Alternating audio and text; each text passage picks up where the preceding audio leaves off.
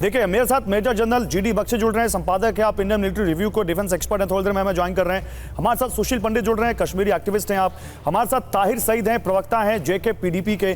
तहसीन पूनावाला मेरे साथ जुड़ चुके हैं, राजनीतिक विश्लेषक। विवेक श्रीवास्तव को आप स्क्रीन पर देख रहे हैं, ये लेफ्ट के नेता हैं। के शर्मा मेरे साथ थोड़ी देर में ज्वाइन करेंगे, आप बीजेपी के प्रवक्ता हैं। आप सभी लोगों का बहुत स्वागत है। लेकिन तहसीन, शुरुआत में आपसे करूंगा क्योंकि आप कांग्रेस पार्टी के समर्थक माने जाते हैं, क्योंकि आप कांग्रेस पार्टी की विचारधारा का समर्थन करते हैं। क्या आपको लगता है सलमान खुर्शीद ने जो कहा वो सही कहा, भारत बांग्लादेश बन सकता है?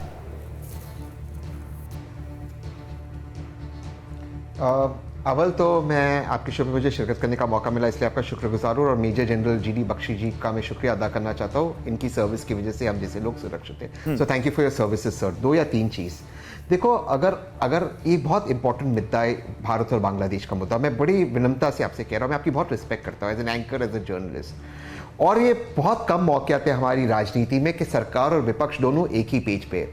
और हमने देखा है कि चाहे सरकार हो चाहे विपक्ष हो, बांग्लादेश को लेकर एक पेज पे रहे, चाहे वो मोदी जी हो चाहे वो राहुल गांधी जी हो। शेख हसीना भारत की दोस्त थी, बांग्लादेश भारत का सबसे इंपॉर्टेंट नेबर है। और वहाँ पे जो होता है वो सीधे तरीके से हमें इफेक्ट करता है। 2 या 3 रीजंस। एक तो हमारी बॉर्डर इतनी बड़ी उनके साथ, दूसरा जो पलायन होगा उसमें भारत को बहुत दिक्कत होगी, और तीसरी चीज जो अब पॉलिटिकल पार्टीज आएगी, खालिदा जिया और जो इस्लामिक पार्टी आएगी, वो चीन और पाकिस्तान परस्त है, तो उससे भारत को बहुत नुकसान होगा नेबरहुड में।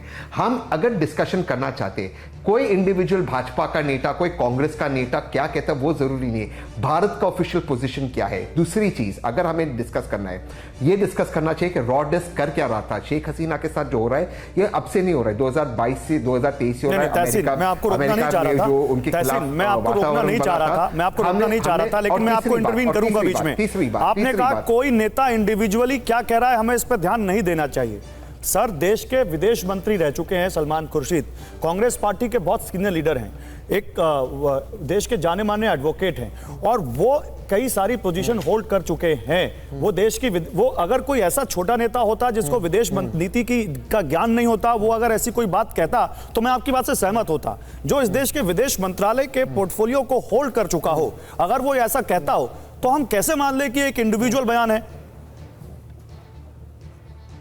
ठीक है, मैं आपकी बात को मान लेता हूं। पार्लियामेंट के अंदर देश के गृह मंत्री माननीय अमित शाह जी ने बांग्लादेशियों को टर्माइट्स, दीमक कहा था, जिन्होंने पलायन किया था भारत के अंदर, दीमक कहा था। उसके बाद बांग्लादेश ने ऑफिशियली तो उससे जस्टिफाई हो जाता है, ये मांगनी पड़ी बिहाइंड द सीन्स ट्रैक 2 से। तो प्लीज आप मेरे बीच में बोलेंगे मैं शो छोड़ दूंगा। आप जानते हो मैं अपनी बात समाप्त करूं, उसके बाद पूछिए। Please don't interrupt me, I don't like it. You called me as a guest, give me the respect please. Let's be civil to each other, let's not do that. Thank you. जब अमित शाह जी ने कहा, उसके बाद आप जानते हो क्या हुआ, उसके बाद किस तरह का नुकसान हुआ। मुझे याद नहीं कि उस पर हमने अमित शाह जी की क्लास ली थी। यार किसी ने कुछ कहा, एक व्यक्ति ने कहा, वो इंडिविजुअल कैपेसिटी, और फॉरेन मिनिस्टर पास में रहे, उन्होंने कहा नहीं कहा नॉट इंपॉर्टेंट। भारत के लिए इस वक्त इंपॉर्टेंट क्या है? वहां पर 20,000 भारतीय इस वक्त स्टक है, उनको हम कैसे निकालेंगे पूरी तरह से बाहर। अभी कुछ आए बात, दूसरी बात वहां पर हिंदू के साथ जो नुकसान हो रहा वो जरूरी है, उसके लिए प्लान क्या है अब तक मैं आपको दावे के साथ कह सकता हूं। मैं दोबारा आपकी बहुत रिस्पेक्ट करता हूं। अब 6 बज चुके, अब तक भारत सरकार का कोई प्लान नहीं वहां पे हिंदूज पे क्या अटैक हो रहा है उसके ऊपर। आज भी उनका है कि हम उस पर कुछ बातचीत करेंगे। क्या प्लान है हिंदूज पे जो अटैक हो रहा है, जो मंदिरें टूट रहे? देखिए वो जरूरी है। एक इंडिविजुअल कौन क्या कहता है, वो गलत कह रहा है सही कह रहा है, कांग्रेस ने उसे डिस्टेंस कर दिया। कांग्रेस और भाजपा एक पेज पे, हम उस पर फोकस करें। हम हिंदू भाइयों को कैसे बचाएं, सिख भाइयों को कैसे बचाएं, इस तरह की बात। आपकी बात बहुत सही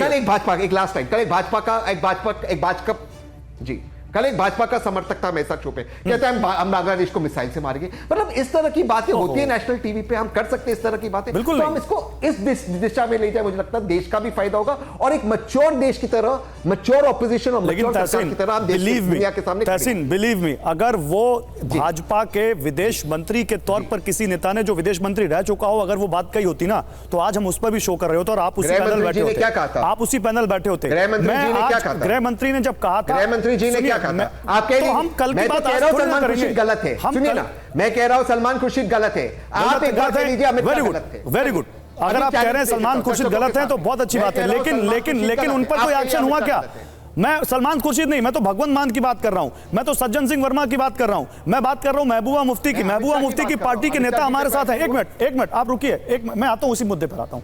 सुशील पंडित जी, क्या, क्योंकि सलमान खुर्शीद ने गलत कहा ये मान लिया तहसीन पूनावाला ने, लेकिन सलमान खुर्शीद क्या इतने कम जानकार हैं? सलमान खुर्शीद को पता नहीं है इस बयान की ग्रेविटी कि भारत बांग्लादेश बन सकता है? उन्होंने ऐसे कह दिया इंडिविजुअली। गौरव, आप समझिए, ये उन लोगों की हताशा और कुंठा है जो चुनाव नहीं जीत पाते और ये एक ख्याल, ये सपना पाले बैठे हैं कि यहां पर भी ऐसा ही कुछ बलवा हो जाए, सड़क पर लोग उतर आए, अफरा तफरी मच जाए, श्रीलंका जैसा कुछ हाल हो जाए, बांग्लादेश जैसा कुछ हाल हो जाए, तहरीर स्क्वायर जैसा कुछ हाल हो जाए और लोग हमको तश्तरी में उठाकर सत्ता दे दें, क्योंकि चुनाव जीतने की हमारी अब गुंजाइशें बहुत कम बच गई। ये उस कुंठा और हताशा से निकले हुए बयान हैं। दिक्कत यही है कि लोकतंत्र में रहते हुए, लोकतांत्रिक व्यवस्था में काम करते हुए लोकतंत्र से भरोसा उठ गया है। ये कारण है और कोई कारण नहीं है। और इसको आप ये कह रहे हैं कि सलमान खुर्शीद को, कांग्रेस पार्टी के इतने बड़े लीडर को लोकतंत्र पर भरोसा नहीं है? अरे लोकतंत्र के जरिए भी 99, 98, 99 सांसद जीत के आए सर उनके। लोकतांत्रिक तरीके से चुनी गई सरकार, चुनावों के द्वारा आई गई खालिदा जिया की सरकार को अगर वहां की फौज कहती है कि आपके पास 45 मिनट, शेख हसीना सर, शेख हसीना, शेख हसीना को कहती है कि आपके पास 45 मिनट हैं और इस 45 मिनट में आप जान बचा करके भाग जाएं तो गनीमत समझें। ये फौज ने वहां तख्ता पलट किया है। फौज के जनरल ने आकर के उसको चेतावनी दी है और उसकी उल्टी गिनती शुरू की है और केवल निकल जाने तक का उसको समय दिया है। आप इसको लोकतंत्र पर हमला नहीं मानते तो क्या मानते हैं? सड़क पर उतर करके जिन लोगों ने आंदोलन किया, उन्होंने आज बिजली के खंभों से लाशें लटकाई हुई हैं, पेड़ों से लाशें लटकाई हुई हैं, लोगों को चुन चुन कर मारना शुरू किया है, मंदिर तोड़ने शुरू किए हैं, दुकानें लूटनी शुरू की हैं, बसें जलानी शुरू की हैं। ये लोग सिर्फ ये लोग क्या एक लोकतांत्रिक आंदोलन कर रहे थे? ये क्या लोग एक शांतिप्रिय आंदोलन कर रहे थे? ये उस देश की मटिया पलीत कर रहे थे जो देश आज पाकिस्तान के मुकाबले अपनी अर्थव्यवस्था में, अपने दैनिक जीवन के स्तर के संबंध में कहीं आगे निकल चुका है। और ये उन लोगों को बचता नहीं है जिन लोगों ने इसकी जान आफत में डाली हुई थी 1971 तक।